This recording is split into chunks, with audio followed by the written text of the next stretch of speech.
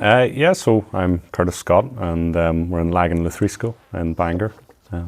Yeah, so I'm a guitar maker. I make guitars under the brand name of Pict, P-I-C-T, so as in the Pictish people in northern Scotland. Oh, there you are. Yeah, which I have a mild obsession with. So name after. An obsession. but yeah. Amazing. Why guitar maker? Why not luthier? Is there a difference, or is it? No, I would say luthier, but I think just it's easier to say guitar maker sometimes. You get into the habit of it where you tell people you're a luthier and they're like, huh? Yeah. What's one of those? Yeah. I mean, a luthier is actually more of a broad term. You could even be a repairer of stringed instruments, and you're a luthier. So you don't actually have to be a maker of stringed instruments. Is that right? Yeah. So a luthier could just do the repair as well? Yeah. So I had to check this before we came here because I didn't know luthiers covered guitar. Mm-hmm. For some reason, I thought luthiers covered violins and cellos. Yeah. Don't know why, but I just expected. I thought that was luthier was like a very specific category of stringed instrument. So is a luthier all stringed instruments? Pretty much all stringed instruments, apart from a piano, I suppose I'd say, because piano is stringed after all, I suppose, isn't it? So, but I don't think piano makers fall under luthier. But maybe you have to ask a piano maker. You need to find a piano maker. Who still makes pianos? I have no Need idea. to work that one out. There's an idea. Yeah. So how did you get into it? Oh, that's a long story. But, Well, we're here for the long story. A lot of time. Everyone says that a bit. Yeah, so again, I just wanted, as a younger brother, my older brother played guitar and kind of wanted to copy him. It wasn't very cool to copy him. It was like, no, don't play guitar. Find your own instrument. So I played drums for a long time, and I really wanted to. I just got a real urge to make something just as a young person, and I don't know what it was. Couldn't put a pin on what I wanted to do. Had no idea. I wanted to make drums for a while. Never got into that. And my brother did work experience at a place called Avalon Guitars in Newton Ards, which is where I lived and grew up. And so there's this guitar maker's just down the road from where I live, which is quite weird in such a small, tiny country. Yeah. So he did that again. I was naturally intrigued, a wee bit jealous, and 3 years later, when it was time for me to do work experience, I asked them, because he was really good at it, they said, yeah, come on down. And I think basically they kind of implied I wasn't as good as my brother afterwards, which was really funny. And now you're a professional guitar maker. And he's actually pretty handy. No, he's quite good, but he doesn't make guitars, just kind of fiddles with them. But yeah, he just always had the confidence and the charisma where I didn't, so I just always wanted to copy him, if that makes sense. And where I had the ideas in my head, I couldn't translate it through my hands because I just didn't believe that I could actually do it. So yeah, basically after the work experience, I just sort of thought, right, well, that's not really a realistic career, as most people do in craft. I just went in school, studied, went into engineering, in mechatronics engineering, got a foundation degree in it while doing like a higher level apprenticeship. So basically you do your foundation degree while full-time employed. So it was 4 years.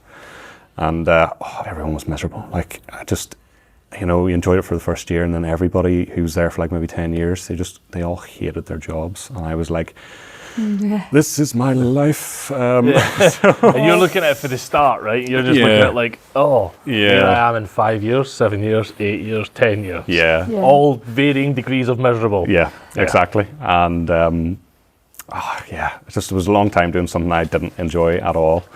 But it gave me a lot of confidence. That's the one thing that I grew from probably the most, was being an apprentice and being like absolutely tortured. I'm sure it's the same in Scotland, like, but apprentices get such a hard time. So yeah, that's kind of how I got into it. But then my dad, he was always very firm with, you have to have a professional career. You're not going to make money in a craft and music. I gigged about for a while, playing drums professionally for a while, and in bars and stuff, and made a good bit of money doing that. Kind of was then sort of like, I want to leave my professional job and do something just more creative. I just couldn't settle. It was horrendous. And a lot of people don't understand that. If they don't have that creative impulse or drive, they don't understand. You get it or you don't. You're just like, you just work, and then you get your pension, you retire, and then you live your life. And I was like, I can't do this. How many times have you said that in the past couple of months? Like they're just it's not the only way to live. Yeah. The worrying thing is you work, you get your pension, you cop it. Yeah, that seems to be really common. Of course, yeah. It seems to be really common, and people just being like, so I worked like 60 years, got a pension, and woof. Yeah, or even in a couple of years. But so I'm kind of branching the story out really long. I did say it was a long story. But yeah, so I was finished my apprenticeship and I was qualified, and then I seen a job coming up in a place called Lowden Guitars, which are probably the biggest guitar maker in Northern Ireland, probably one of the biggest in the UK for high-end acoustic guitars. You know, they're partner with Ed Sheeran and everything, so really big. Just as a spray shop apprentice. Okay. I had to be an apprentice again, great. And I remember telling my dad, and I was like, really anxious about telling him because I knew what he was going to say, and he said exactly what I thought he was going to say. He's like, don't do it, it'll be a mistake. And I was just kind of like, no, I have to try this. So, like, I'm qualified, and that kind of, I think, your confidence, like I'm qualified, so I can. Yeah, so if I can fall back on something at the same time, if I need to. And so yeah, got that job. There's a guy called Stephen McClenaghan who you might know or have heard. He makes like Irish instruments, traditional instruments out of local woods and stuff. He's a brilliant guy as well, who uses this workshop and helps teach too. He was the supervisor at Lowden at the time, so I was in the spray shop, spraying the guitars, getting like quite a good feel for it. I blew up a guitar really early, like maybe 2 weeks in. I blew one up because you like put a sponge inside of it and then a bit of cardboard, and that stops the lacquer going inside. And if you blow it down, blowing the dust off, the air can go in, but then like it kind of closes like a lid and the air can't get out. And just go bang, blows the soundboard clean off it. So this guitar was about, that would give me nightmares. Yeah, it's easily about a $6,000 guitar, and I was 2 weeks in and I blew it up. And the guy who was teaching me spraying was like, yeah, you have to go take that to the son of George Lowden, you know, the guy who does quality control, and you're just like, we new apprentice. But that was fine. I actually learned really quickly, which I was surprised at. Yeah, you did. I did. So I started really enjoying it. Kind of hoping to move like throughout the place, you know, to learn the different sides of guitar making. Yeah. But a lot of people were like, oh no, you stay where you've been put, which isn't what they tell you, you know, obviously at the time, because they want to encourage you to get the job. But this guy, Stephen McClenaghan, sort of really helped. He was supervisor, and one of the guys left in a different department, and he kind of encouraged them to get me into that department, which is great. So I moved into that department called soundboxing. So basically making the body of the guitar, essentially, and carving the braces and things like that. So that was good. Again, it was like a really intense 6 months of learning that, because this was all really new to me. Yeah. And at the same time, I started a course here at Lagan Lutherie School because I was so convinced I wanted to learn the whole thing. So I didn't think I was going to get that at work. I would get it here. And that really helped, I think, speed up my work too. So it was like I was just intensifying the skill, just really focusing on the one thing. That's what you got to do, though, isn't it? So you were doing this course here off your own back with your own cash? Yeah. Whilst working there, were you still an apprentice at that time? After the spray shop, their apprentice, they hire you as an apprentice, but it's quite informal. It's not like a full-on apprenticeship. You kind of just have to work your way up. Once you get to like 8 guitars a week at the time it was, then you're kind of like, you're not really an apprentice anymore, you're up to speed. So I got to 8 guitars. It's a get up to speed apprenticeship kind of thing. Yeah, I got up to 8 guitars really quickly, which I'm very proud of, especially coming from like no confidence. No, it was great. I really enjoyed it. And yeah, so in soundbox, and then someone else left like 6 months after, and then I went into a place in inlays, and that's sort of the bindings around the side, or you know, all different aspects, mostly the bindings in the inlay department. And that was like a trial by fire. It was the hardest thing ever because everything else was internal. You didn't see it. Yeah, the lacquer was quite difficult because that's what everyone looks at and they're like, oh, that's a nice finish or whatever. But the bindings are the nicest. I don't know, they just add a lot of aesthetics to the guitar, so it was really, really intense. And had you done any woodwork before that? No, never. Right. Wow. Like quality, which is kind of funny. Yeah. I mean, when I say that, would make we really, really bad coffee tables at home and stuff, just screwing things together. And but no, I wouldn't class that as woodwork. Like, but well, you know what I mean, in the same level. But yeah, so I'd say another guy left the binding department was this guy called Jared, and he was really, really like, he was brilliant. He was just so intense with me and with learning, where every time I was doing the bindings, like, I mean, the tiniest of gap, like not even measurable. If you could just see the gap in the binding at the bottom in the joint, he was like, take it off, do it again. It's not good enough. Like, and I honestly must have taken the bindings off guitars after spending hours putting them on, doing it, making sure it's all neat, him coming over me telling me it looks like crap. And honestly, it would have drove you insane. But I'm so grateful for him because then the quality just came after that. And of course, lockdown happened and kind of threw things in a spiral. Lowden changed massively over lockdown. A lot of people weren't happy coming back from it. You know, they changed it into a different factory. They started upscaling a different lower end guitar. and just the dynamic changed, the attitude changed. Everyone felt so different. I suppose it was so much change in such a short period of time that probably didn't help too. So I can imagine also their customer basis would have changed. Nobody's doing big gigs. They probably aren't getting the high-end guitars that people want to be seen on stage with. Well, but there's loads of people wanting to pick up guitars, so you want to upscale what's selling, really, don't you? Yeah, no, exactly. And I think they got a deal with Ed Sheeran. They started producing a brand called Sheeran. Right, okay. Sheeran by Lowden. So, they really factoryized, is that even a word? Yeah. They really made it like a factory part of it, but we still stayed in the high-end part, but it was in the same building. It was really loud and noisy and didn't feel like a craftsman's workshop, whereas before it was really homely. You had your wee small team, you were working together, communicating. Like any job has its problems, but it was nice, it was cozy, if that makes sense. Yeah. So then I seen a thing called the Queen Elizabeth Scholarship Trust. Yep. Got that successfully, which was great.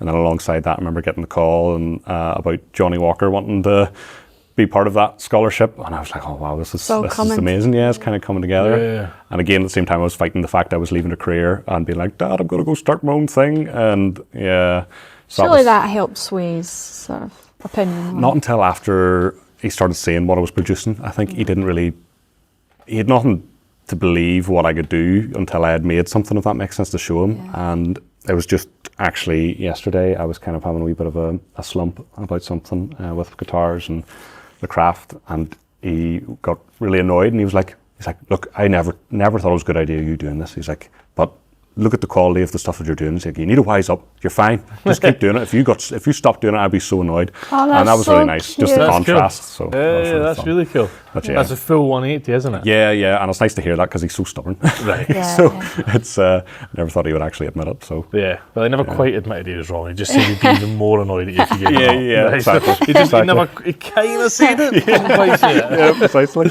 So yeah. Your mum and dad, your parents, your family even before that, any craftsmen in there at all? Did your brother pursue it further, or are you the...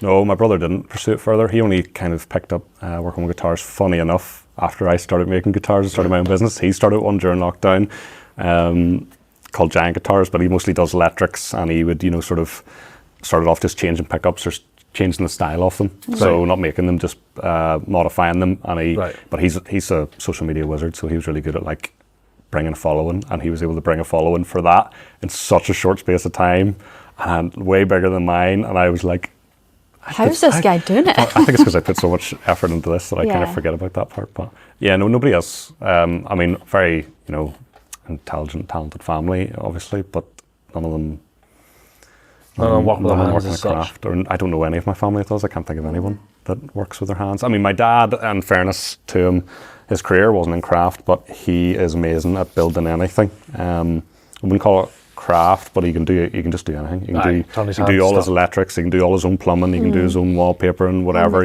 build decking, things like that. So, there must be some sort of hands-on technique comes from my dad's side, but nobody has a career does any sort of craft. So I think that's kind of hard, being the wee black sheep, I think. Yeah, I think so. That's what I was looking for earlier, like the black sheep, like you're the first person to... Very quickly, before we go into more of the conversation surrounding the guitar, and this is more for people listening and watching as well, can you explain the parts and because I don't know anything about guitars. Yeah. I'm like, oh cool, we've got strings. So you've got soundboard, which is the front face of the guitar that you explained earlier. Bindings are this little trim around the edge of the guitar. Right. So that's your binding. This is your rosette in the centre of the instrument. Again, so that's around the sound hole. Yeah, so you call that the sound hole. Right. Are bindings structural, or are these just decorative? They're not. They're just decorative. But we always say that. But in here, we love talking about how before you put the neck on the guitar, you do just make the body. Yeah. And after you've stuck the soundboard on the back on to the sides, you tap it to kind of see how much resonance it has. And whenever you put the bindings on, the resonance just completely changes, which is really weird because it is just meant to be decorative.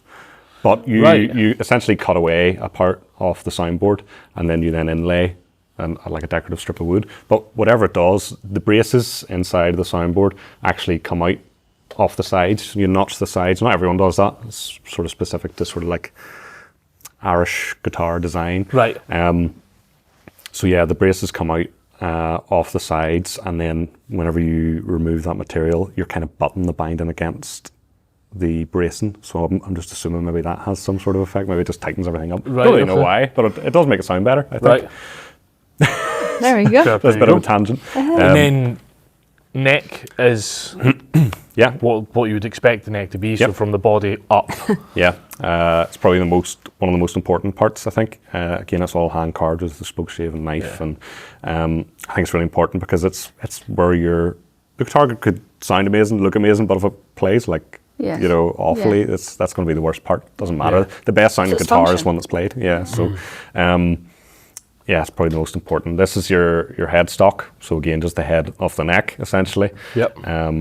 This is just like a truss rod cover. So the truss rod is a steel rod that is inside of the neck that you can adjust, so it can kick the neck back, straighten it out, put a slight curve on it. Right, okay. Yeah, and it's called relief, is what we call it, so taking it or adding relief. And the reason being is the steel strings are pulling, I think I mentioned earlier, like over 200 pounds of force on the guitar. So the guitar's like pretty much always trying to fold itself in half, essentially, because it's always pulling like that. And the steel rod is then to add strength, but also add adjustment to how far the strings are off the soundboard. So as you adjust this truss rod with that bend, and it'll determine how far the string is off of each of these little metal risers that are on it? Partially, but then you also have to, adjusting this would reduce the string height, and adjusting your nut would reduce the string height as well. So it's kind of a balance of all of them. And then you want actually a very slight relief in your neck, so a very slight curve. I mean very slight, because then that means whenever you play strings around the middle of the neck, it's not going to vibrate off the frets down here at the bottom of the neck. Okay. Whereas if it was perfectly straight, or if there was a tiny hump here, it would buzz as you're playing it. So you need to have that very, very because slight the strings would slightly contact other the other frets. Yeah. Because that's again, if you want, it depends how you play too. So there's so many variables when it comes to string height. Some people actually like quite a high action. So when you refer to string height, you refer to it as action. So people like a high action sometimes if they're really, really heavy players.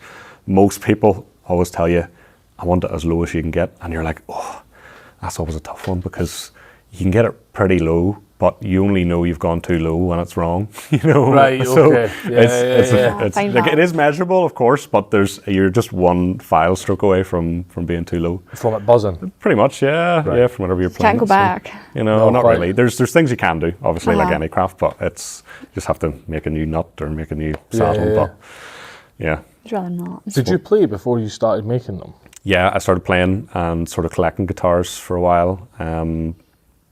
I had an ex-partner who gigged a lot professionally, and we went to Nashville and everything, and she recorded an album in Nashville. Oh, all right. Yeah, so bought a few guitars in Nashville. I remember smuggling home like 4 guitars, just pretending like I owned every one of them. I had this like really nice 60s Gibson that cost like the most amount of money I've ever spent on a guitar. I just walked onto every plane, didn't ask like anybody, didn't add it to my luggage, just was like, I'm just going to pretend like this is part of me. And I got it. The entire way home from Nashville, not a question asked, just put it in the overhead. I have no idea how that happened. It was so risky. It could have been destroyed, but but yeah, I did play for a bit. Again, mostly as a drummer, funny enough, but I always played and sort of loved like writing, and but I kind of left that side to focus more on building. So that's cool.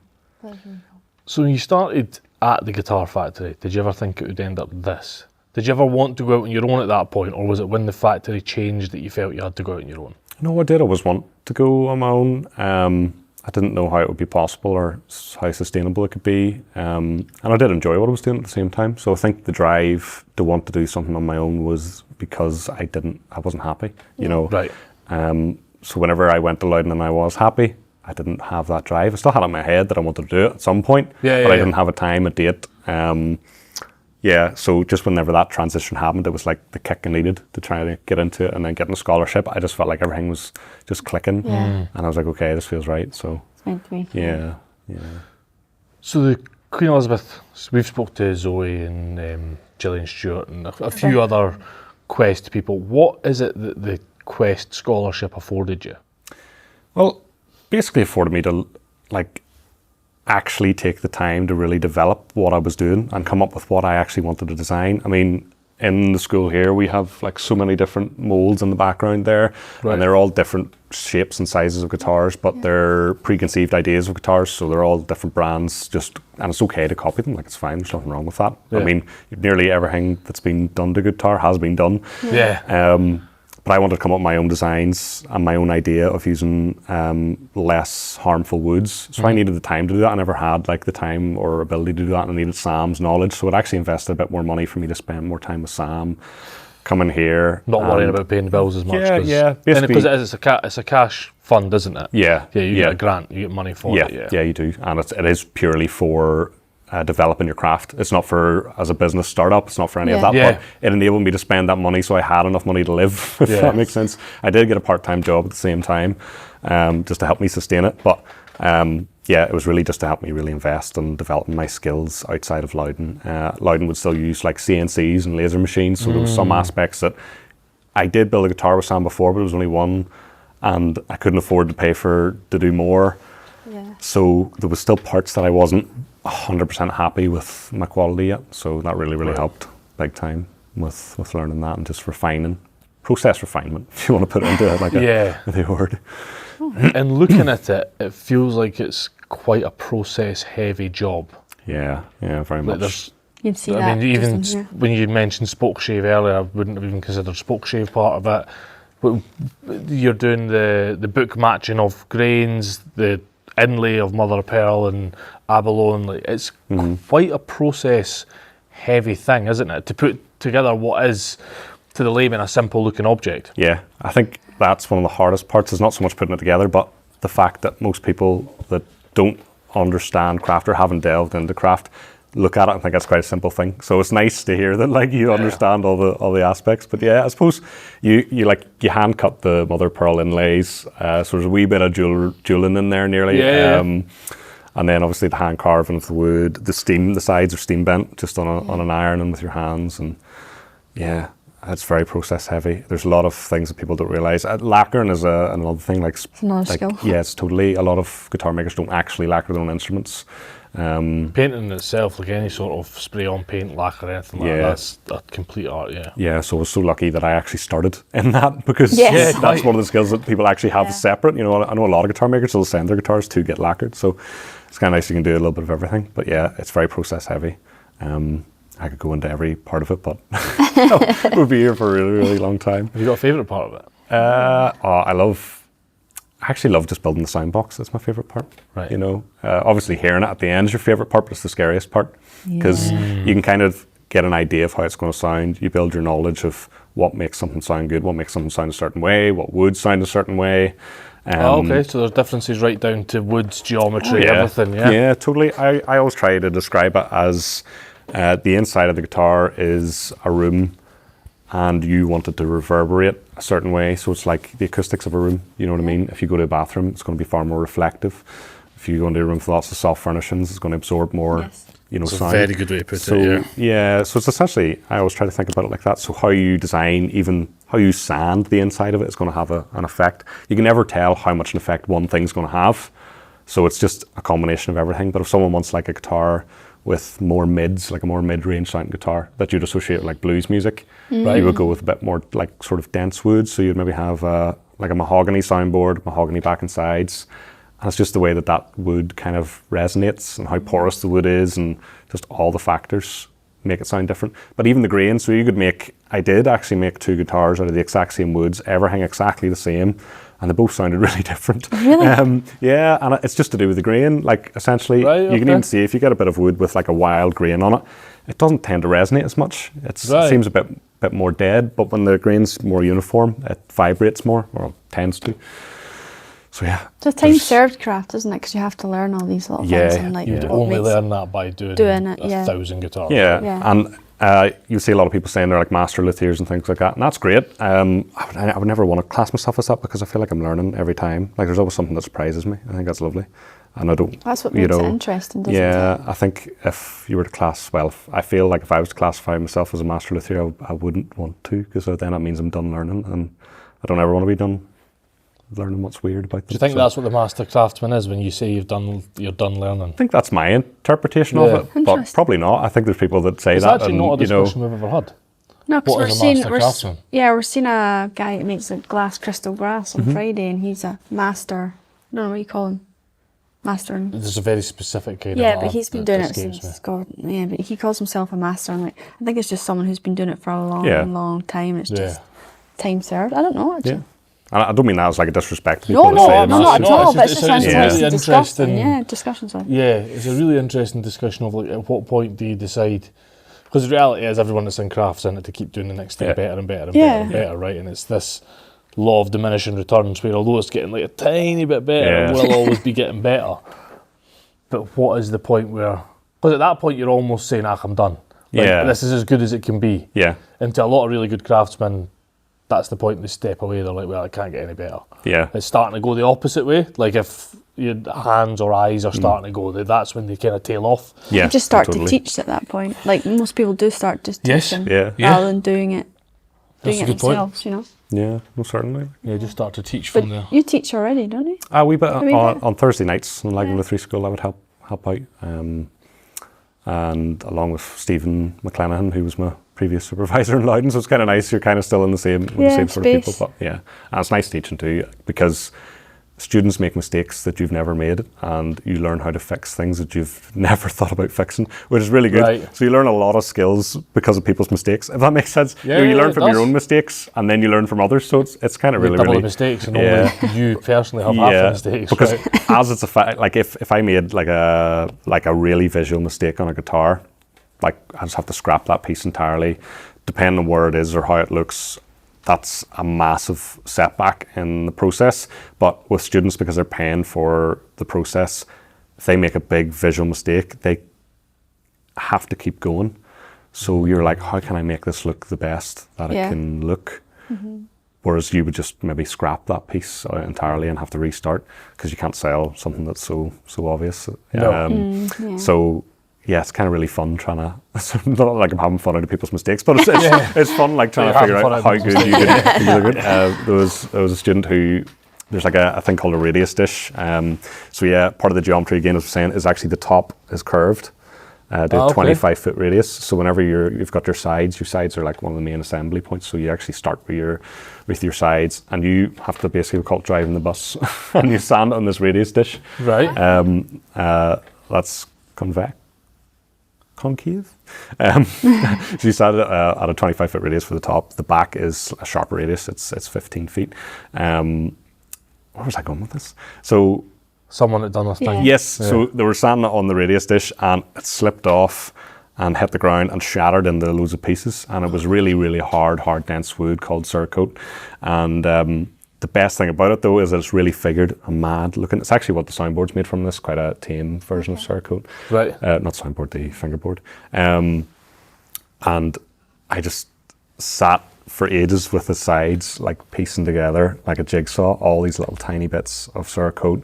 And then where there was gaps missing from the chips that I couldn't find or were scattered wherever on the floor is, you blend it with a bit of wax, maybe use epoxy, like a wood dust, and kind of like you're nearly like painting it in and feathering it in. And I love it because it's actually still about here somewhere, and I can't see where I fixed it, and that's really, really, really satisfying. Sometimes you obviously see where you fix things, but this is one of those ones I'm like, I'm very proud of that. So that's good. Nice, That's cool. You got to be proud of something that was a mistake, right? That was a broken piece. Yeah. I can't imagine with the scale of what you're doing and how thin a lot of the parts are that we've seen kicking about in the workshop today, there is much opportunity to fix things. You learn a lot, especially when you're working in a factory, pumping out quite a few of them at a time. I think you can change things to a point. Obviously, if you mess something up in an early stage, it's far easier to fix it than in a later stage. But you can always make like small adjustments or turn it into a feature. I mean, I tend to make my guitars quite deep, and again, that's to do with the whole room idea. I want a bigger room. I want a bigger sound. Right. But if I was bent in the sides and a part snapped, or maybe like somewhere, you could just make it a slightly slimmer guitar and just make it into something slightly different. Or if you snap a bit up here, you could turn it into a cutaway. I'm sure you've seen the guitars that actually come around like that. So your hand can get down further onto the frets. Is that what it's for? Yeah, essentially, so you can play higher on the frets. So your class, this is higher and this is lower, obviously, so people can actually play up here. So at that point, do you end up with a left and right-handed guitar? You end up with a left-handed, right-handed guitar at any point. So your strings would obviously be... There's going to be so many people that are into guitars now, like Callum, who's just like, you're an idiot. You know what I'm talking about. And I am an idiot, and I don't know what I'm talking about. No, not at all. I don't know anything about guitars. I wish it was easy as just changing the strings. But no, you would have to change the bracing. Well, I would personally change the bracing because the bracing on this comes across like this here. So there's a brace inside. Oh yeah, here. there's bracing inside, and again that determines the sound of the soundboard because it changes how it resonates. So if you place the bracing in certain positions, that's going to change how it vibrates, and then we carve the bracing as much to get as much weight off as possible. So then it vibrates better. Like all the strength in a brace is in the height, not the width. So you basically have to carve all of the width out of it. Yeah, essentially. And I think that's what differentiates between a really high-end guitar and like your factory-made guitars. They're not carved at all. They're just sort of stuck on for strength. That's it. Good to go. So yeah, I would change the bracing round because I want it to vibrate the same way as a right-handed guitar would, but only in left-handed. So the bracing would then probably go that way. The nut would have to be different. They're filed for each string size. So that would have to be flipped around. The saddle is intonated for obviously a right-handed guitar. So this would have to be the opposite.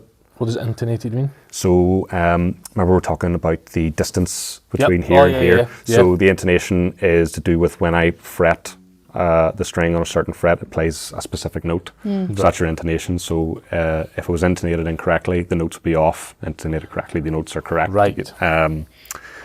So you'd have to basically do the opposite of everything that you've done. So you couldn't just turn this into a left-handed guitar. It would require a lot of work. Well, there you go. That's a lot inside, isn't it? Yeah. Like a lot going on inside for what? It's actually quite nice because you look at it and you look at like a really symmetrical, this body style, very symmetrical, very artistic looking thing. All the work's on the inside. Yeah. It's almost like architecture on the inside. I think there was another Quest scholar called Daisy Tempest, and she's got a really great photo of inside of a guitar. And it just looks amazing. And she has like these wee mini figurines like inside of it as if it's like a room. Oh, cool. It's so nice. It's something that people who use it don't see. No? Yeah, it's sadly. like what Ben says, like it doesn't matter if nobody can see it, has to be good. It has to work. It has to work, You would get people, I know when I worked with Lowden, there was a lot of talk of people putting like mirrors or cameras inside to see the inside, to see if there was any glue on the braces and things like that. So there are people that, some of the Lowdens were, we're talking like 8, 9, 10,000 pounds. So they were really wanted to see it was perfect, even if it sounded perfect and it didn't really matter. They would have the mirrors in. So that was the way you were taught. You had to make sure inside was really clean. And that was a big upskill for me too, because obviously when you're here, you're not making it for a customer whenever you're in a school, if that makes sense. Yeah. So you're only going by your own quality. You're not going by what someone else is setting the standards for you. So that really taught me a lot about the inside and how pretty it has to be. But yeah. Is there many of you guys around? You mentioned Daisy there. Yeah, there's loads, unfortunately. In Northern Ireland, the guitar making's massive. Really? Yeah, there's a lot of guitar makers in Northern Ireland. Do you think that's the sort of pub culture, country folk? I think so. I think it's because of Lowden as well. Like Lowden have been around since 1974, I think. So they've always been Irish based, haven't they? Yeah, and they've really bred that culture of an Irish guitar. And I think a lot of people leave Lowden and want to make guitars their own thing, their own brand. That's how Avalon came, where I did my work experience. Right. And, I think most people go that way. The one thing I really wanted to do different was I didn't want to make a folk instrument, if that makes sense. I wanted to make like a gigging instrument. I wanted wanted bands to play them, I wanted people to gig with them and not the folk style, but in like the music that I would listen to. And I didn't want to copy what Lowden had already done, because what they've done is great and I respect that, and I don't want to. I wanted to do my own thing. So these are their own thing, which I'm very proud of. A lot of people will try and not out of their own fault, but they just make very similar instruments, and that's it's okay. Easy that way. Well, not easy, but you know what I mean. They don't. And again, they use a lot of really exotic hardwoods and woods that I just really don't want to associate with. Obviously, if you can get them and they're FSC approved, or there's different ways of knowing that they came from a good place, or if they've been around for a long time, then that's fair enough. Or if I've reclaimed them, there's mahogany church pews all lined up in the back there, so we make a lot of necks out of them. Oh, okay. So it's from like a church in Larne. We're modernising, got rid of all their old mahogany, and we were like, Brazilian mahogany, can't get that anymore. That's great. So yeah, it's a good story with the guitar, though, isn't it? Yeah, it's really nice. Comes from. Nice to say that this came from a church pew, which is kind of just funny. to know where things come from, pretty nice, right? Yeah. Like, just knowing where it's coming from. Because if you don't know where it's come from, chances are it's come from a pretty nefarious source. Yeah. So the fact that you can be like, that's a church up the road, there is a selling story in that, isn't there? Yeah, totally. And that's what I like about the other guitar there that I was saying was made from a boat. You know what I mean? So you see all the marks on it. Yeah, and what I really want is I want it to nearly not look like it was made from, I don't want it to look rustic, you know what I mean? So I think that's it's really nice being able to show people that just because you reclaimed it doesn't mean has to look like it's been reclaimed. Yeah. And I was speaking about Johnny Walker, obviously I made them a guitar from whiskey staves, and that was what I was talking with them really early on, is that there was a guitar made for KT Tunstall from Talisker whiskey barrels. Okay. And they'd shown us that in the archives, and I was like, that's lovely, but it looks like it's been made from whiskey barrels. You know, like I could tell it's made from whiskey barrels, and that's obviously what they were going for at the time. It's like, but I really want to make one that doesn't. I want it to look like someone wouldn't have a clue in a way. I suppose that's bad in some ways, but good in others, because nobody's going to pick it up immediately and be like, oh, that's what this is made from. But they have to like invest themselves in to understand what the story is. Yeah. So I suppose that requires a bit more interest from the start with people. Actually, I like that. I like the kind of hiding the fact that, not hiding it, but not being blatantly, it's like the pallet wood furniture thing. Yeah, right? It's like screwing two pallets together is not an outdoor seat, it's two pallets screwed together. But then you see people that strip them back, laminate them up, and then make the most beautiful furniture out of it, and they're like, by the way, that's pallet wood. Yeah. That's a different story from two screwed together bits of pallet. Now that's obviously oversimplification of what you're talking about. But knowing that it's not, seeing that it's not some rustic old whiskey barrels, but then finding out it's like a bit of an added extra. Yeah. Like there's an adage like, to the story. Way. Yeah. And then, it's cool. So how did the Johnny Walker thing come about? And how did that help you as a maker crafts person? God, they're the best, honestly. They're so good. They're such brilliant people. And that came about through the Queen Elizabeth Scholarship Trust. So with the Queen Elizabeth Scholarship Trust, sometimes you'll get individuals or businesses investing in that specific craftsperson. Yeah. Right. But the vast majority of them maybe work with you for a year. You might not even ever hear from them. And then after your scholarship, you know, that's it. You know, they've parted ways, they've invested in you, they've done their part. But Johnny Walker, which Rebecca Struther's part of as well, they just keep you, basically. It's like your own wee cohort. So there's a good few of us, and we just met up recently as well for a Quest event in Edinburgh. And yeah, I was with them because of Quest, and then when I was over with them, we started talking about the guitar, and they really wanted to commission something. They try to commission something off every scholar they invest in.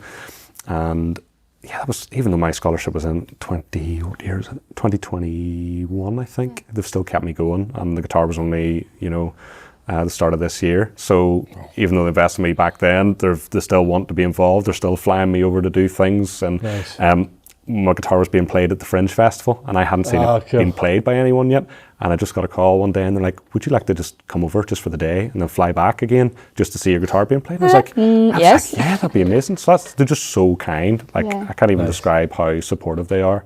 And the rest of the Johnny Walker scholars as well. Like I mentioned to you when you first came in about how you share problems with crafts that are so different, and they're all very different crafts people, but they all share the same problems, and you all just come together, and you're nearly like really good friends, family almost, without you barely you've just really only known each other for a few hours of time, and they're such wholesome people. That's something that's missing from the craft space, like being able to, short of shared workshop spaces, which are usually shared in a way that you're all doing furniture, just because that's the setup of a workshop, isn't it?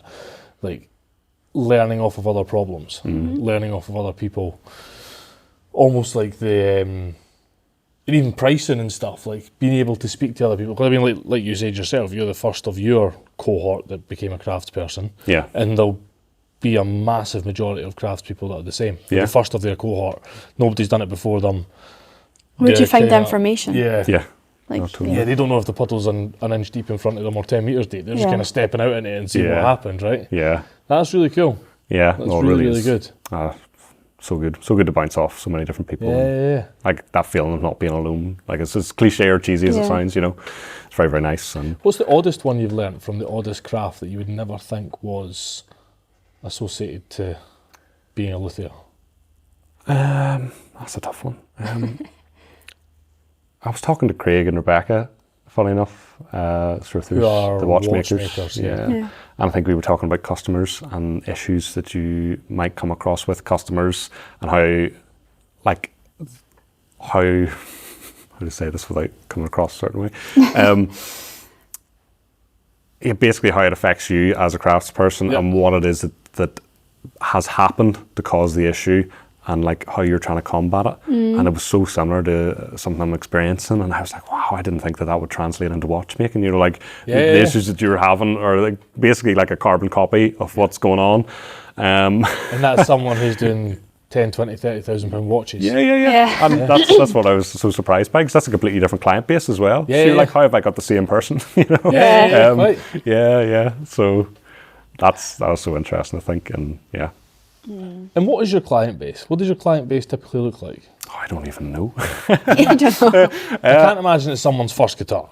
No, definitely not. I think I personally want it to be a player's guitar. I don't want it to sit on the wall. I want it, there's one guy who bought a guitar off me, who plays a lot in a local church, and he brings it back to me all the time just to get it restrung, and every year I see how much more wear it gets on it. I'm like, I love this. I love it. I love seeing that like it's getting a wee bit worn out here, or his hands have gloss, like when their arms are playing, you can see where it's glossing up the lacquer, because it's like polishing it over time as they're playing.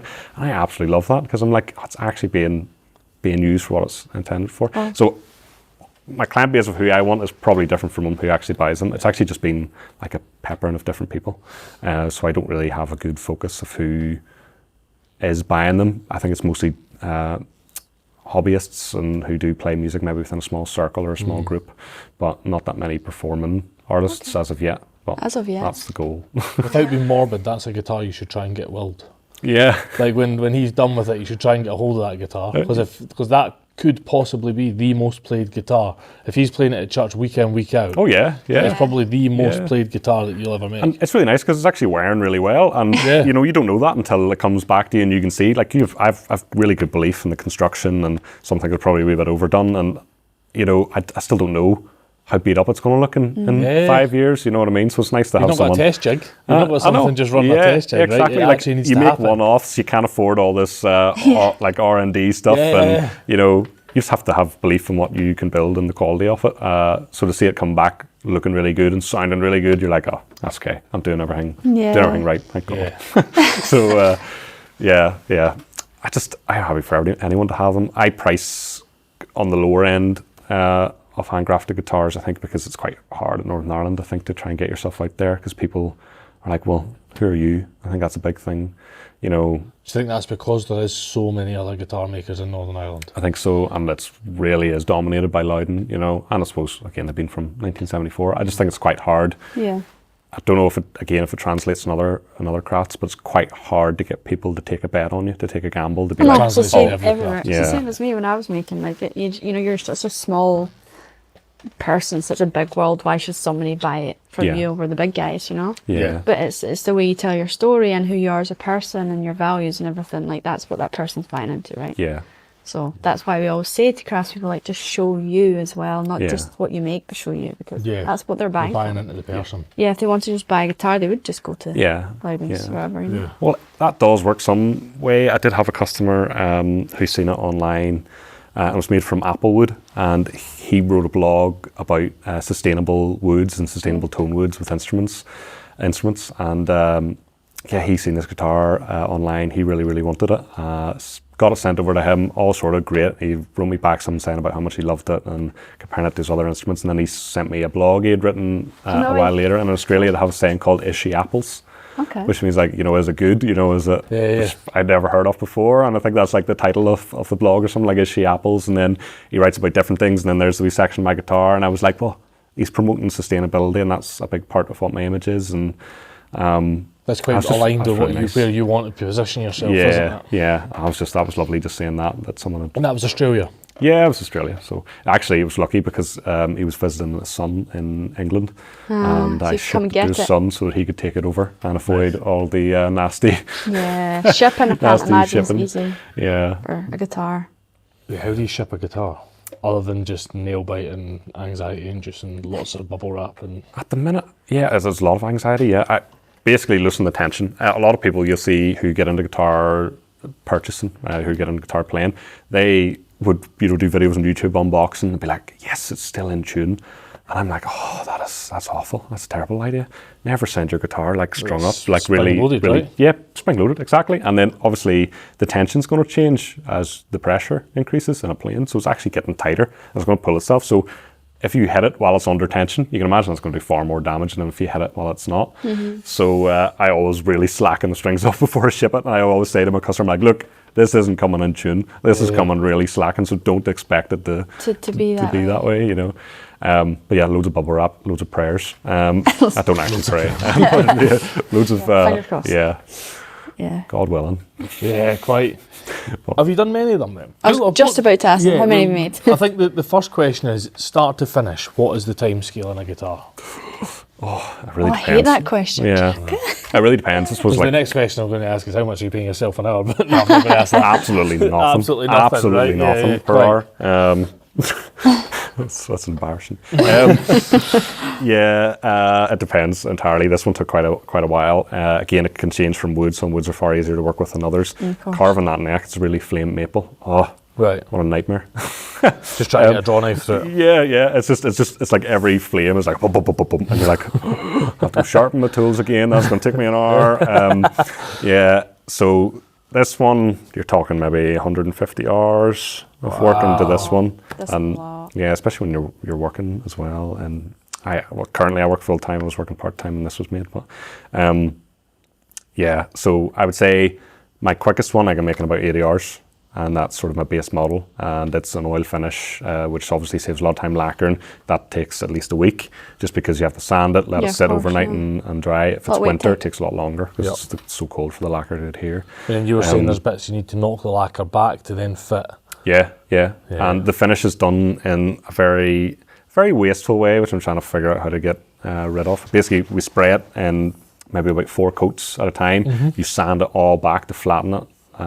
Massively, and you spray another 4 coats and you sand it all back, and then you maybe spray like 1 or 2, and the reason is you want the lacquer as thin as possible but also completely flat, so you're getting rid of all the grain, but you want it so thin that it doesn't affect the sound.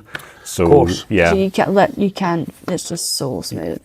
So it's lacquer's a lacquer would very much change the way it sounds. Yeah, massively. Literally, like very cheap instruments just pumped out of factories, like an Argus guitar or whatever. Yeah. Oh, if you ever just see how thick the lacquer is, you never notice until someone tells you, and then you go back and you're like, wow. It's like someone's covered it in plastic, Wow. So it's shiny and awful. So spraying a guitar adds massive amount of time, and obviously then an increase in price. So I just recently introduced the oiling guitars because they wear a lot. They wear quicker because they're only oil. Yeah. If someone looks after it, I mean, it's going to wear just as fine. But they also sound a bit better too because there's less again. Yeah. But the theory would be that you'd be re-oiling that, wouldn't you, and keeping on top of it yourself? You can't keep on top of it totally, but then it's trying to explain that to people and encourage people to do it. It's like anything; it ends up getting left by the wayside. But that's why that's on the cheaper end of the scales. It's the only way I can get my prices down. Right. And target the audience of gigging musicians that I want. But a lot of gigging musicians do want higher end instruments. Like anything, if you're in any craft, you want the best tool for what you're doing. So yeah. So you say you're working full time at the moment here at the school? No. So you've taken on a full time job as well? Yeah. Okay. Just recently, it sort of developed from my part time job, then fed into being full time. So I was trying to buy a house as well, so it's impossible. Yeah, and there's, like we were talking about earlier, I'm just back off another 12-week contract back in film. This year's been slow for everybody. And anyone listening to this that has had a slow year, everyone we are talking to has had a slow year. There's lots of people in the same position as you. What needs to happen for it to be a full-time thing again? I guess I need to get my finger out and advertise myself better on social media. And that's one of the things I'm terrible at. It's the best tool for advertising yourself and getting yourself out there, and I just have no drive for social media, and just because I just have so much passion for this and for making them, I completely forget to video it while I'm doing it, and that's such a bad habit. And as I said about my brother earlier, you know, he's so good at the opposite. He's so good at like filming not do it your all. social media for you? Oh, he doesn't have the time either. He barely has the time to do his own thing. So, yeah, I think it's just finding that blend. Actually, just getting really. But you do know that that other companies that are doing well on social media, that are other companies posing as craftspeople, have full-scale marketing departments. Yeah. Of which there's usually 3 or 4 people dedicated to social media. Like, we keep saying this to ourselves. We're like, we need to put more out on social. We need to do more of this. We need to do more of this. But like, there is a limit. Yeah. And production quality on social media is getting higher and higher and higher and higher and higher as well. Yeah.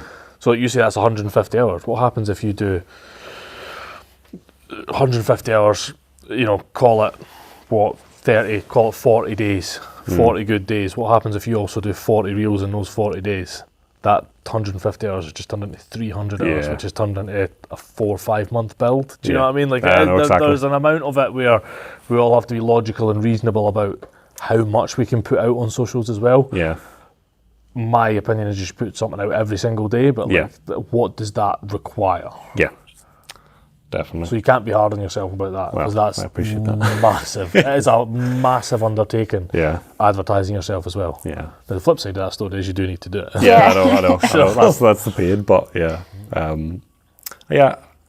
Is it a confidence thing, you just don't do it, or is it just time? I think it's a bit of both. I think like, it's a bit of confidence thing and a bit of time. That again, I just don't think about it when I'm making them. I just think like I'm really in the moment of making them. As cliche as that kind of sounds, that I just completely forget about it. And then I've done what I was meant to video, and I'm like, I probably should have got that. I think a big part of it too is in a shared workshop space. It's very difficult to get good quality videos that aren't absolutely drowned out by noise or other people working around you. And also, I'd be very self-conscious, like doing video and stuff when there's other people about. I don't know if anyone else gets that, but like whenever I'm like doing a video of whatever, I'm like, oh, they're all looking at me thinking, oh, what's he playing at? You know what I mean? I'm trying to, further my business. Yeah. So. Well, I'm sure people don't think that. It's just for us to say. We've been asked countless times to vlog these journeys we're doing, like do video logs, like daily videos. People are like, oh, it'd be so interesting to come along the road. And you're like, we'll do that. And then you're sitting in the fair and you're like, all right, pulling up. I'm surrounded with big burly truck drivers. I'm pulling a camera out and being like, hey guys, we're on our way to Ireland. Like, nope, that ain't happening. I know. Because sometimes when you see stuff like that, you're like, oh, here we go. Well, I'm the first person that when I see something, I'll see someone doing that, I'm like, okay, look at this. What's this guy up to? Oh, that's what we're supposed to be doing. I know. I think it's a very, it's a very hard balance to strike. Yeah. Like, how do you make that work? Yeah.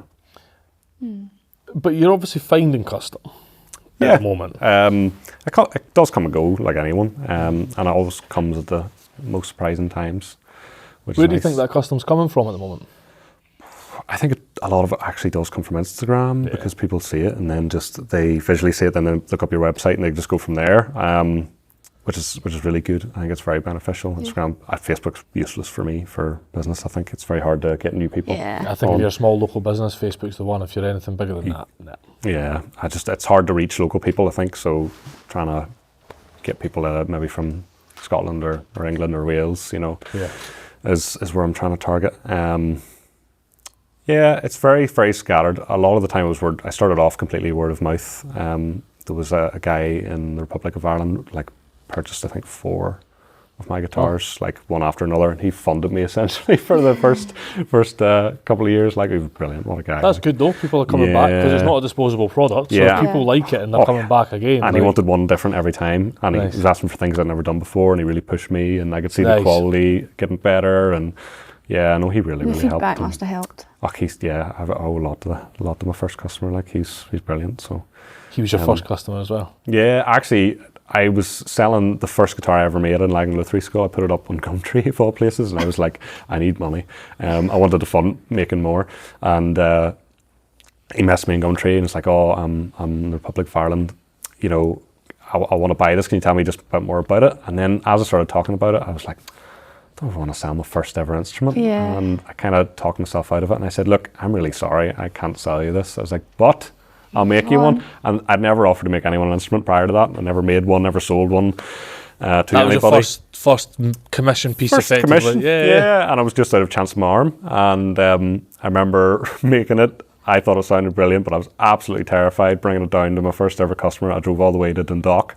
It's like maybe, I say all the way to Dundalk, it's only about like not even a 2-hour drive, but it feels like a big drive. And I met him in a car park of a hotel and handed him this guitar, and he sat in his boot and he played the guitar, and he's absolutely loved it. And he was like, "Oh, just go sit in your car and wait a second." I was like, "Oh, right, okay." And I could see him in his car just doing something, and he came over with like a big, good amount of cash for me, and he says, "I want you to make me another one." I was like, "No way!" And I just remember driving the whole way home, like just in such a high that this had worked, and then double cheeseburger at McDonald's that way home. That process repeated itself, like I say, about 3 times. I don't know my luck like with him. That's fantastic. Yeah, I think after that, the only problem is that set the precedent of me thinking work was going to come to me, which you know what I mean, because it did for the first 4 guitars. So yeah, set a bad precedent in a way. It dries up in your head. Okay. Well, it's a learning curve, isn't it? It's not necessarily a bad precedent, but it's a learning curve. And it's a learning curve better to have then than had work come to you for 10 years straight. You've got a building, you've got shops to pay for, you've got bills, and then all of a sudden it's dried up and you don't know where to look for it, right? Yeah, exactly. So yeah, I hear the point, but yeah, better to come then than come. I remember when I first started in film, I had 2 back-to-back films. I was first offered a film, it came to me, offered the next film straight away, and I was like, rolling, this is great. It's going to be like this all the time, and then both 5 months of nothing. Because the guy I was working for didn't have anything, I didn't know anyone else in the industry, I didn't know how to look for work. But since then, whenever I've wanted work, I've known who to phone. Yeah. So yeah, better to happen sooner than later. Yeah, no, definitely. So tell us a little bit about this space as well. Yeah, we're in this big workshop. It's awesome. Yeah, so this is, as I said, Lagan Lutherie School. So people from anywhere can come and pay to do a course and learn how to make their own guitar. They keep the guitar, gets to go home with them. So they basically pay quite close to the price that they would if they bought a high-end guitar. Okay. And they get to walk away with their own guitar. So it's a really good idea if you want to buy a guitar, but you also want to make one, then you can basically just do both at the same time. Now, don't get me wrong, if it's going to be your first guitar and you've got no experience in woodworking, it's probably not going to be as good as but it will be far more satisfying. But yeah, no, we get students from all over the place here, which is quite nice. There was a guy from Alaska and everything. Oh, wow. Really? Yeah, just came here just for this, because this school, compared to America, is far more affordable. You know, people can actually fly here, stay here, do this course. Really? Than cheaper than doing it in and the it's a States. new experience, I suppose, isn't it? Yeah, and you're teaching here as well, aren't you? Only on Thursday nights. Only on Thursday nights. Again with Stephen, and yeah, it's great. So it's just a great Imagine space. being able to fly for Alaska and do it here to this quality in Ireland at the price of doing it over there. And there was a girl from California as well, did the same thing. And really? Yeah, quite a lot of young people fly over. Like, I would say the base here, students from here are typically older retired people that are looking for a hobby and they just want to do something in the craft, you know, with their time as well. They've probably got a wee bit of extra money now they're retired, and that's a nice thing to do. Whereas people that travel tend to be younger and they're looking obviously to start their own craft, which is quite nice. Yeah. So yeah, it's a really good mix of people from time to time. It's a great space. Yeah, it's a good space. It used to be above Avalon where I did work experience. So they had like an upper mezzanine sort of layer, and that's where it was originally whenever I was using the school. So it's kind of weird, and it transferred over here and it was a bit different space, but it's a nice space. It's a great atmosphere. Everyone's so nice, and you sit down for like a tea break and everyone's just chatting about the most random things, and it's good. That's really good. Well, it's a shared space, isn't it? So you don't kind of quite feel alone the same way. It's also really hard not to be jazzed about making stuff. Yeah. Yeah. I couldn't play the first thing on a guitar. I would come and build a guitar quite happily. I'd be really, really happy building a guitar. Yeah, people are. Well, you're building something. That's it, yeah. It's a good vibe when you're doing stuff like that. Yeah. It might encourage you to play the guitar. No. I ain't got time for that. I ain't got patience for that. No way. It's funny because it's such a big thing to jump to. So you do get people who've never done woodwork, and they're like, right, I've decided I want to make a guitar because they probably play guitar, and they're maybe not initially so great with their hands, so like the jump in skill for them is so much, but people take it like champs. Like, they do such a good job, and I've seen some of the roughest instruments leaving here that sound amazing, and that's the really nice thing. Yeah, like visually, they're the bindings are a massive gap, or there's like a big gouge out of here, there's a big like dent in this part of the soundboard, whatever. Look, that was meant to be there. Yeah, it's a feature. You'll see like random little inlays just in places in here, which is quite funny, and that's usually where an accident's happened. You just stick a bit of pearl on it. And you can usually tell now. Whenever I even see even professional builders, if I see like a really nice inlay, it looks like a really nice feature, I'm like, I bet they made a mistake. They've made a mistake. Turned it into a feature. It's nice to do that though. I think it adds so much character. But yeah, as I say, some of the most botched guitars that actually play and sound brilliant, because that part is a big part of what you're being shown. You can't tell people to do high-end guitar craftsmanship if it's their first ever guitar. So you can't be like, that binding isn't good enough, take it off. Like, they're paying for this, that's their time, so they can do whatever they want, really. You just can only guide them, and that's part of their learning process. But as I say, they end up sounding great. Pretty much every single guitar out of here, I don't think anyone hasn't been happy with what they've done, which is really, really nice. So there was one guy who left and he wasn't very happy. This guitar sounded terrible. And the reason being was there's like a big massive like a caul made out of plywood that you use to clamp the bridge on, and it's a big massive heavy thing, so the clamps have something to grip onto and you're not going to wreck your guitar. And you usually stick it on with a wee bit of double-sided sticky tape just to hold it while you get the clamp on, and he left it on, so his guitar did sound horrible. He had this big thing of plywood on, and then whenever he came back and he found it there, he was like, oh, rips it off. I love it now. Sounded great. It was quite funny, like, and I think he had it like for a month before he realised that it was still stuck on. Really good double-sided sticky tape. But it must be good. It's really good. It's horrendous. See if you put too much on. Like your arm in that sound hole, and you're like gripping for death, and then you're smack your fingers off the braces, and that's happened a lot. So how long does it take someone to come through here, start to finish, to build a guitar? Again, probably 100 hours plus, you know, and everyone's very different. So these people that are coming over from America are coming over for a couple of weeks. Yeah, and like that's like an intensive course. They'll just be here full time, like practically like a full time job. Like that's a lot. Wow, you're totally loving it. Yeah. People that do come over do just love it. And Sam knows a lady in Newtonards who has an Airbnb. Not an Airbnb, it's an Airbnb. It's a B&B anyway. Yeah. And a lot of students stay there, so it's kind of like a nice wee agreement. And I think they get a better rate if they stay there, and which is quite nice. It's good supporting each other. Yeah, so that's good. And it just makes it accessible to people, doesn't it? Spaces like this, whether it's lutherie, whether it's furniture making or metal, whatever it is, the setup cost of a workshop is inordinate. Yeah. If you're able to have a place where people can come in, it's a little dip your toe in kind of thing. Yeah. What about yourself? Would you, when you go full time, when you do loads of social media and then you go full time because you're getting loads of orders, would you look to set up your own shop, or do you prefer a sort of shared workshop like this? What do you think's better for craftspeople? I think both. I think socialisation's good and bouncing off people's good, but I really crave being alone sometimes. I think I'm very much a focused person, and I'm easily distracted. If I'm making something and someone asks me about a completely different thing, I just lose my train of thought, and I'm like, what was I doing? Like, it doesn't bother me as such, but I know it affects what I'm doing, and I just like being shut away. At the same time, if I have my own workshop, I know that I'll probably just sit there for hours and hours and hours, and then forget about eating.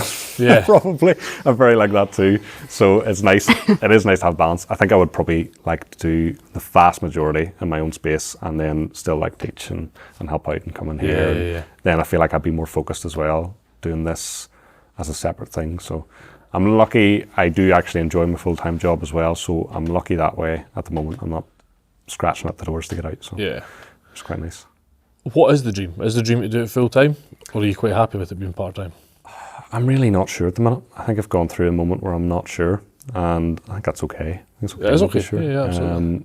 I think that what you said earlier about how if you can make a guitar, you can make a lot of other pieces of furniture. And I've been thinking about doing some of that, trying to sell some furniture. Maybe they're going to be easier to sell. I think guitars are very hard to sell.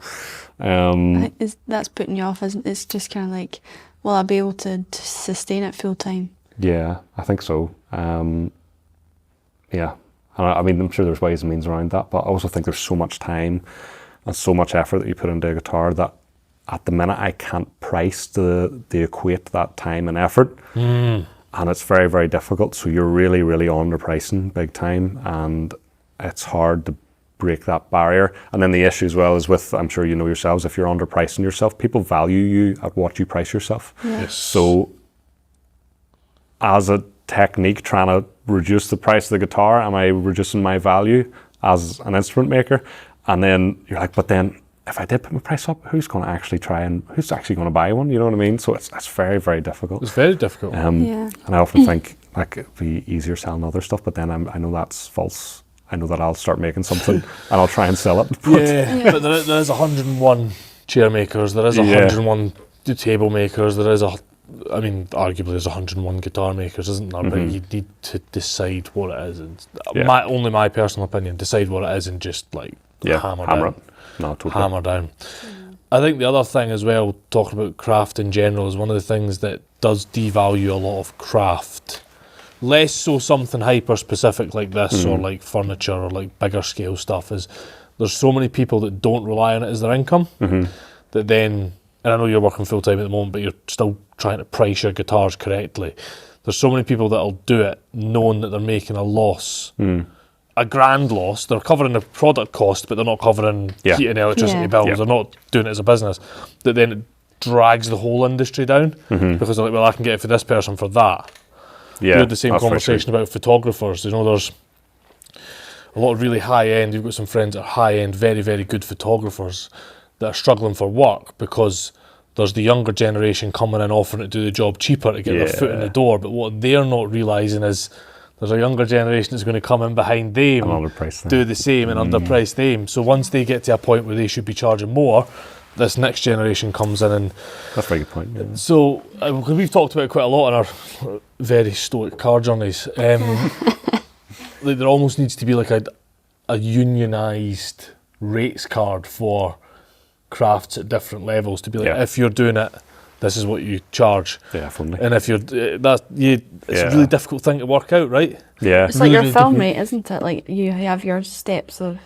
I have various film rates dependent on time served and depending on what qualifications. Everyone has to come in agreement to that, and that can be... And the problem is it's regional too. Like Northern Ireland, the income was far different to what it would be in London. Obviously, as most places are, but even income in Belfast, and you compare it to other capital cities across the UK, the income's far less generally over here, and people just don't want to spend that money on a guitar. But then if I was to sell it in London, people would be like, oh, that's a bargain, So someone described London, someone described the UK the other day as a very rich city bolted to a very poor country, and I've never heard anything ring true. Yeah, that's very true. London's loaded. Like even when we were down in London, obviously going around Princess Street, the main street, and literally the main street in Scotland, half of it's boarded up when you walk down it. And then when we were in London, like spending extravaganza going on. It's crazy. No, totally. So regional's a massive thing to consider. And equally, like Australia or Nashville, or like you're looking at marketing to people that play big gigs, right? They're not local people, so very difficult. Very, very difficult. And how do you put a price on the years taken to learn it? I know. That's the day we finally answer that question in a podcast and we'll have the right answer, I think we'll wrap it all up. And just say we're done. You'll be masters. We'll be masters and we'll be like, we're done. We'll call it quits. That's how. Furniture maker Brian Cush asked the question to us to ask to other makers: if you could make one piece that you would be remembered for eons to come, what would it be? That's a big question, though. Like, it wouldn't even need to be a guitar. It could be like, what would the one piece be? I think it probably would be a guitar, to be honest. I think just because... What guitar would it be? It would be, 100% would be a guitar for a musician called Dallas Green. Right, okay. Do you know who that is? No. No, City and But I love Colour. the fact that you know exactly who it is. 100%. City and Colour is the name of his, well, it's his project, because his name's Dallas Green, City and Colour. Yeah. And just because, for me, why it would be a guitar is because, like, without, again, sounding cliche, music's just been there my entire life through all my personality changes, through me growing up or me being a depressed little teenager, not knowing what I wanted to do. Music's always been there, and I've changed my music tastes vastly, as everyone has. But it's just something that I find so much comfort in. It's like when you're in any emotion, there's certain songs you want to listen to, you can put on and you're it's like, such a big connection for me, and I think that's part of the reason why I chose So guitars you're as like well. that. You're massive on music. And the one musician who stuck through every change, because every album he brings out is different, and I feel like that's been my, like, if I could have a soundtrack to my life, it would be his albums going through the different stages. Just so, yeah, 100%. That would be the absolute dream. Have you ever thought of reaching out and be like, can I meet you? Sorry. Again, I don't really know where I'll begin. You know, what do you do? You just bring one to one of his gigs and be like, take it. You know. Yeah. I don't know. I'd just be finding anything online, PR. Like, he can have agency. it. That would be far more value to me than charging for it. He can have one. He's paid. You know, he's paid for it through my life. You know, as long what I as mean? he wears a Pict Guitars t-shirt on. As long as he brands it. You know, like just that would make me feel complete. I think. And does he use good guitars? He does, yeah, of course. But mostly like Gibsons and stuff, which are factory-made high-end guitars. Yeah, they're not really handmade high-end guitars. So someone came to him, you know, to him, be like, someone's really want to make a guitar the way you would like to have the guitar. That'd be nice. Well, we had over 25,000 listeners to the podcast on Spotify last month. Maybe he was one of them. Maybe. Could have been. Could have been. Do you have a lot of Canadian listeners? He's Canadian. So. I actually don't know. We've got a lot of US and a lot of UK. Oh, that's good. And Australia. And Australia seems to be growing more since we went there. It's funny, actually. Every time we go somewhere, we see like an immediate peak wherever we are. So yeah, it's working. Quite easy to track. You could always track when we've flown in and out of a country by like your social media stats for the year. I think you forget though, like how big 25,000 is. Like, that's massive. Could you imagine like 25,000 people right here listening to you? Yeah. I was speaking to somebody about exactly this, and it wasn't in the making space, but it's a good story for other makers as well. He's a men's coach, and he was trying to build a social media following to better market his business, much like you're going to be doing in the coming weeks and taking pictures of everything. And I was saying to him, don't think about it as thousands of followers, think about it as cafes, events and stadiums. Like 50 people in a cafe is a lot of people. 300 people at a small event is a lot of people. What's Murrayfield, 66,000? That's a lot of people. Like, we're over half of Murrayfield in our followings now, and I was like, if I had to sit and do this in front of half of Murrayfield behind me, guitars. That's more than our biggest stadium, you know what I mean? Well, I think our biggest stadium's like 8,000 or something, so, but to us it's massive. Right. So, But we all kind of like disassociate these massive numbers of people that are following what we do because they're just a social media number. It's weird, isn't it? And the people who follow you are like, I've not seen his stuff in a while. But people do forget, so you just need to keep reminding them, hi, I'm still here. Totally. And I'm still selling guitars and I'm still making guitars. And I'll make you a guitar. A specific person. If you ever want to, just tag him and everything. That's what I did. Just put him in the hashtag. I know. Then somebody might see your guitar and be like, oh, that's interesting. I think my brother said you should you can get the email address of his guitarist pretty easily. But you can't really get his because he's quite famous, so it isn't readily available. And I was like, but you feel wick asking his guitarist to make a guitar for who he plays a guitar for. Like, you'd be like, oh, that's a bit, you know. It's a little bit cheaper. See that guy you've been making guitars for? I don't want you to do it anymore. Yeah. You must be able to find an agent email though. I suppose. You'd be able to find something. Yeah. Or someone who knows someone.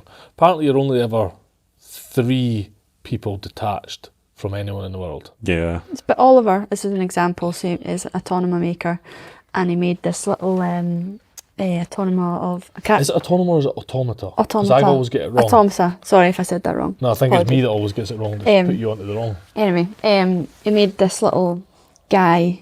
What's his name? He's a huge ceramicist in space. Keith Byron Jones. Don't know if you've heard of him. He was on the Great Pottery Throwdown. He's like a TV presenter, come ceramicist. He used to work for Oliver's dad, who was a factory potter up in just north of Inverness. Nairn. So they actually used to production pottery. Like they would throw loads and loads and loads of plates. And that's where I think Keith Byron Jones started. He's now doing some mad renovated castle in Wales or something like that, like most BBC people end up doing, and it's really, really cool.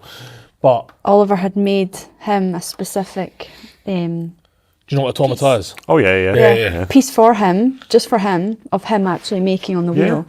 And he sent it to him, and he thought this was the best thing ever. So then he made 30 or something? and sold I them. ended up with like 30 sold Wow. straight away because it was posted on Instagram, and then everyone's like, I want one, I want one, I want one. Yeah. And there's that balance of I make something for exposure, like you know, exposure doesn't pay the bills, but sometimes it does. Yeah. So long as you're yeah. choosing to make it for exposure and Yeah. you're not being asked to make it for exposure, Yeah. I think it pays the bills. Yeah. So, you know, there's ways to think about how you can. Tactical exposure. Tactical exposure, that's a good one. I like that. I'm going to keep that. But it was very good, and I could see why, you know, he was like, oh, can you make more? Yeah. That's a great idea. There's ways. I'm trying to think of some of the other questions that other makers have asked us. You forgot your cards. I know. I was trying to write them all down as a set of cards because I really wanted to do a deck of cards. Like almost like either ask yourself, I don't know what they would end up being, but like an ask yourself the questions, or we'll ask you the questions, Yeah. or I don't know what they would end up being. Almost like they could even be prompt cards for social media stuff for you to do, like storytelling cards kind of things. Yeah, that's a good idea. I don't know what they would ever end up being, but there was various questions that came to us, so you'll get a chance to put a question in the mix, and I'll try and remember it and then forget it. One of them, I can't remember if it was Steph or if it was Chris and Jess at Wooten. Why do you do it? Just like, I suppose, why do you eat? I just have a drive to make things. Even when I'm not making guitars, I just always want to make things. I'll sit in bed and like drive myself nuts just thinking about building things in my head. I'll piece it together in my brain, and I won't be able to sleep. Next thing you know, look at my clock. It's 4 o'clock. I have to get up at 6, and I'm like, I have to just lay here thinking about piecing something together. And yeah, it's just a constant drive mixed with my emotions tied to music. So that's why it kind of became a guitar. It's just so satisfying, isn't it? Like when you actually have something and you've made it. And guitars in specific, I'd just given it to someone and hearing them play it, and then you see like the wee smile, and you're like, oh, Right, yeah. oh that's great, you know, because so much. You're nearly under as much tension as the guitar, ironically. Yeah. So you're like, as soon as you give it to someone, you're like, please don't hit it, please don't hit it, please don't hit it, and I never do. Touch wood. Yeah, that just did a whole load of things. I know that doesn't really, it's not a great specific answer. No, but that's fine. Doesn't yeah. need to be a specific answer. You That's love just it. Yeah. That's just I do it because I enjoy doing it. Yeah. Similar to what you said there about you seeing the smile, Scott had a beautiful thing with his cookies at Alchemy Bakehouse.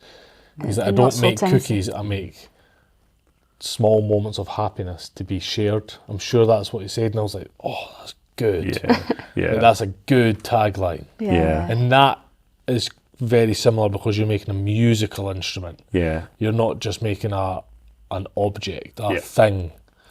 And it ties you to a moment, like music, food, whatever. It does tie you to a moment. You know, you always think about what you were eating during that time, that you felt that emotion. You were thinking, maybe, what was I listening to at that time? I felt that emotion. So I think that is a really important part of music and making an instrument. And people might not think about all the pieces that came together to make that moment happen that you really, really enjoyed, or maybe made you feel really emotional. So, you know, I think it's really important to think about those small things and how important, how you're part of the orchestra of what's happening. Yes. It's just so important. You can't think about how small you are. You're actually a massive part. If you weren't there, it'd be completely different. Different feeling, different situation. So. That's nice. If it wasn't for the emotion of music, what do you think you'd be making? Because I'm pretty sure you'd be making something. I would have to. I would go nuts. Probably furniture. Probably furniture. I think it's the, you know. So there's some sort of attraction to wood. Yeah, no, I love woodwork. I absolutely love woodwork. It'll probably have to be woodwork. I'm not a big fan of metal work or engineering anymore. I like the engineering of things, what they become, but I don't like it in the industrial scale.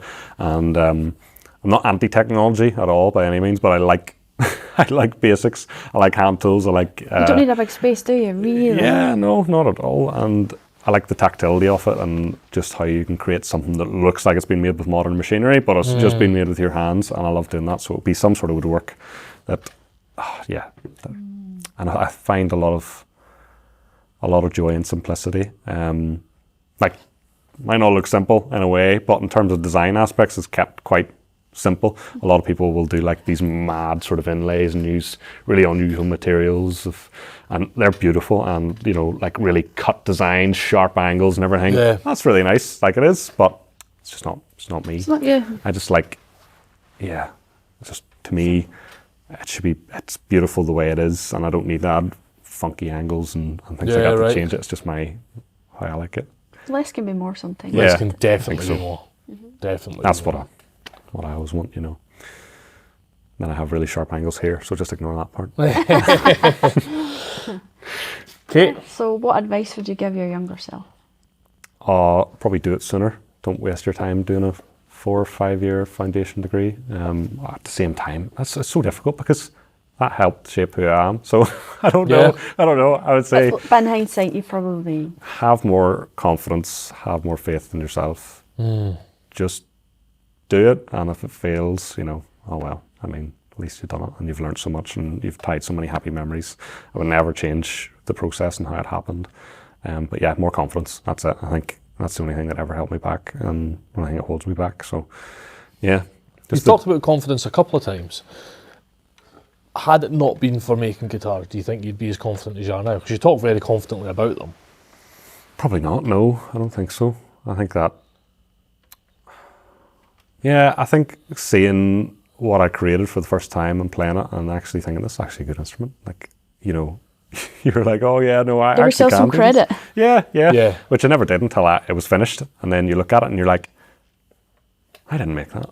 Like, I don't know why. It was like a dissociation between what I had made. It was like it didn't look like I had made it. I don't know if that makes sense. So yeah, I think it was the first time. Just kind of, it does add a lot of confidence, like actually seeing it and feeling it, playing it, hearing it, and just knowing that it's good. Yeah. And then someone else telling you, I get a lot of confidence from other people, I think, which is, I suppose maybe that isn't confidence of it. But it builds it, yeah. It builds confidence, well, doesn't it? if other people love it, that adds a lot. But I find I'm easily knocked. I think that if something goes wrong, it knocks me back and I really question myself big time. So yeah, I think every perfectionist does. I totally am like that. Yeah. Like it knocks me, like I'm way ahead, and then it can just knock me back eight spots, and I'm like, Yeah. I don't. and you sometimes like, I need to learn from that or take something from that so I don't feel like this again. No, but totally. I think that's why it was nice my dad said that to me the other day. Yeah. You know? you're like, okay, my dad's even getting it. Yeah, exactly. Yeah. No, good. So what's next?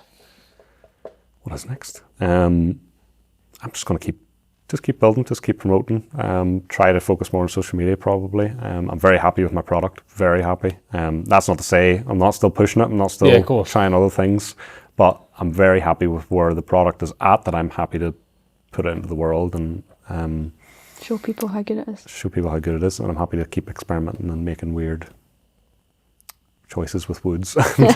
And yeah, so yeah, more social media, more promotion, probably trying to get myself into a few shops. A lot of shops are sale or return, which is very frustrating. So someone at some point agreed to do that in the magazine industry, sale or return. Oh yeah. And it sucks. Yeah. Because you'll get like Barnes and Noble asking for 700 copies a quarter. Yeah. And then selling half of that. Yeah. Like, why did you ask for 700 the next time if you knew you only sold 300 the first time? I know, it's very tricky. Like I had a guitar over to show Johnny Walker before they commissioned the Whiskey Barrel one, and I went to Denmark Street in London just with the guitar that I had to show them. And I was like, what do you think of this guitar? Would you take stock of them?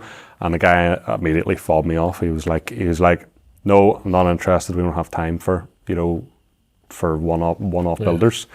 And I was like, well, like just have a look at it, sort of thing. And he did, and he took it out, he played it, and he actually completely then changed. And he was like, I'm very, very surprised. Usually people come in and the quality's, you know, completely different. Right.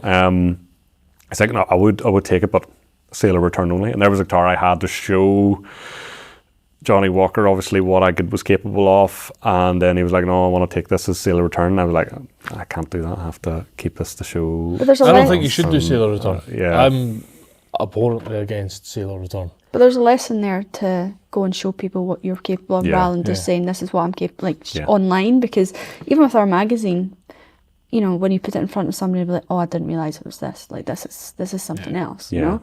So for makers to actually go out there and put themselves in sometimes not a very comfortable position. Yeah. And I need to take that advice myself, you know? But, you know, it's... But you done the right thing, pushing them to be like, well, at least try it. Don't fob me off. Don't just look at it, try it. Even was confidence building, you know, to see that like he went from fobbing it off to being like, oh no, I actually would have this in my shop, you know, which is good. Not ideal, you know, but it was still nice. Step in the right direction. Another thing I found difficult with trying to get them in shops was that there's not many music shops over here.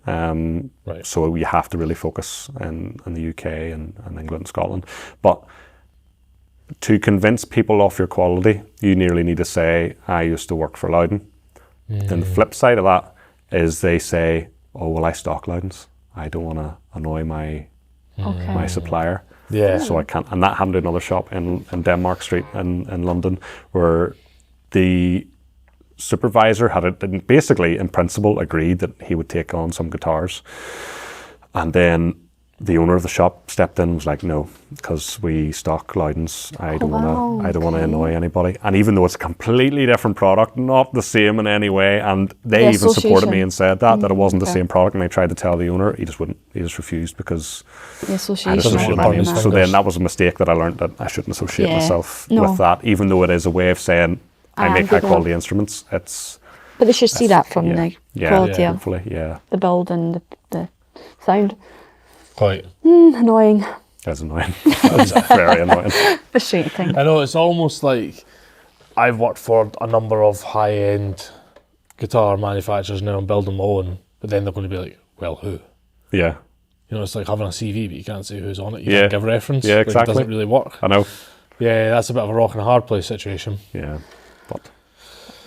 Well, look, thanks very much for seeing us. No, it was great. It was awesome. That was nice to vent. I don't always get to talk that much over here, so it's really, really nice. Well, First time we've sat in a luthier's workshop. It is. Well, and first time in Ireland, so. And first time in Ireland. I've been to Belfast once in my life. Yeah.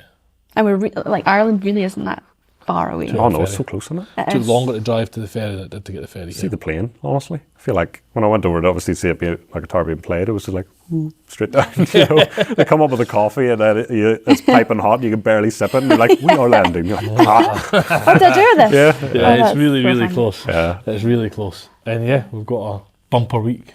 Yeah. So yeah, really good start. Thank you so much. No, thank you. Thanks for showing us around and. Yeah, Kate, we've got how do people contact you? Yeah, let's do the social media bit. Oh, sorry, cool. we're a bit rusty. Yeah. How do we do the social media bit? How do people get a hold of you? Where do people go to get... Another question, actually, we're really rusty. How many guitars have you manufactured? Oh, we did talk about that, and I think I missed that. I think because I've made some and I have kept them for myself or just numbered them, I think my own personal guitars under my name of Pict, probably I think 23. So not that many, but considering the length of time they take, it's good amount, and considering I'm working full time. Yeah.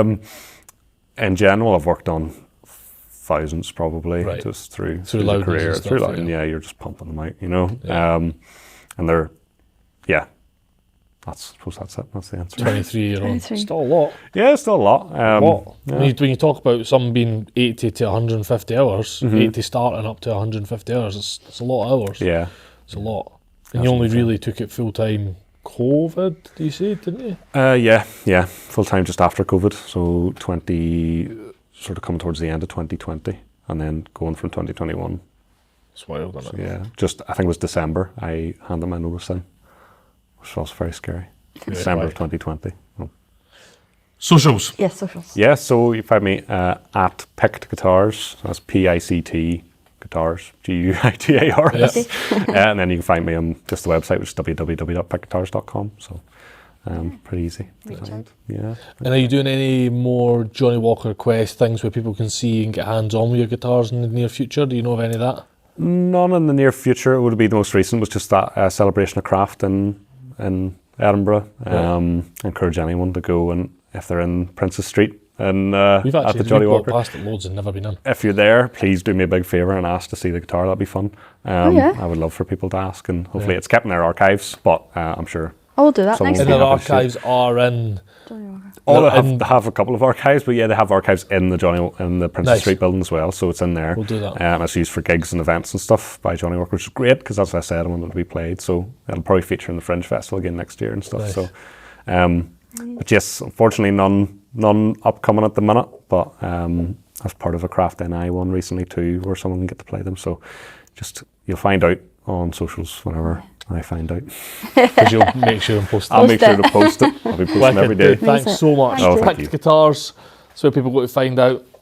We'll obviously put a load of links in the underneath this. Thank you so much. Do all that jazz. Thank you. Thank you, mate. Wrap up at that. Yeah, no thanks. Cheers, buddy.